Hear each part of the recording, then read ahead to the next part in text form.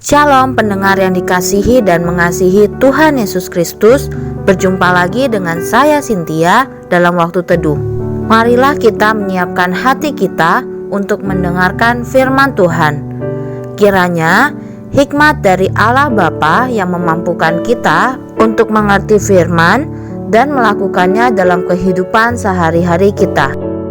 Renungan harian hari ini berjudul Teruji dan Benar. Bacaan Alkitab diambil dari Galatia 5 ayat 22 sampai 26.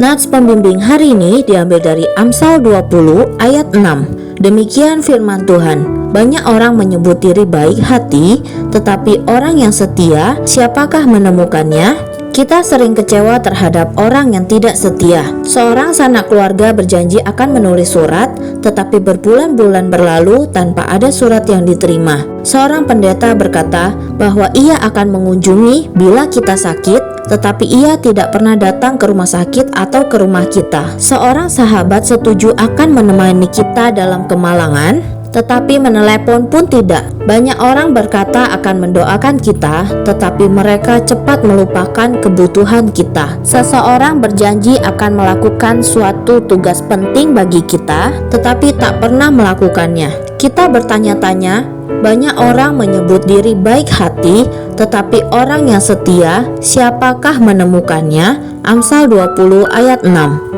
Kita tidak dapat berbuat banyak terhadap ketidaksetiaan orang lain, tetapi kita dapat melakukan banyak hal untuk kesetiaan kita terhadap orang lain. Apabila kita berjanji, kita harus menepatinya. Bila kita berkata kepada seseorang bahwa kita akan berdoa baginya, kita perlu menindaklanjuti dan melakukannya. Apabila kita menyatakan kesetiaan dan kasih kepada orang lain, maka kita dapat melakukan hal-hal kecil yang menunjukkan kepada mereka bahwa kita serius. Rasul Paulus mengatakan bahwa salah satu buah roh adalah kesetiaan.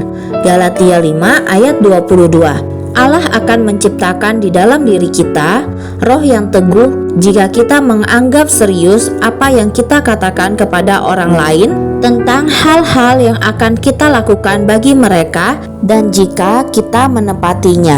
Mintalah Allah menjadikan Anda orang yang dapat dipercaya, yakni orang yang teruji dan benar. Setia pada hal-hal kecil adalah perkara yang besar.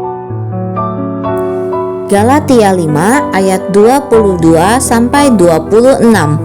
Demikian firman Tuhan. Tetapi buah roh ialah kasih, sukacita, damai sejahtera, kesabaran, kemurahan, kebaikan, kesetiaan, kelemah lembutan, penguasaan diri. Tidak ada hukum yang menentang hal-hal itu.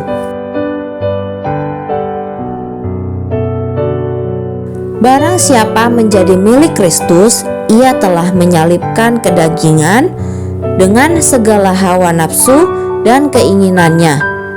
Jikalau kita hidup oleh roh, baiklah hidup kita juga dipimpin oleh roh, dan janganlah kita gila hormat, janganlah kita saling menantang dan saling mendengki.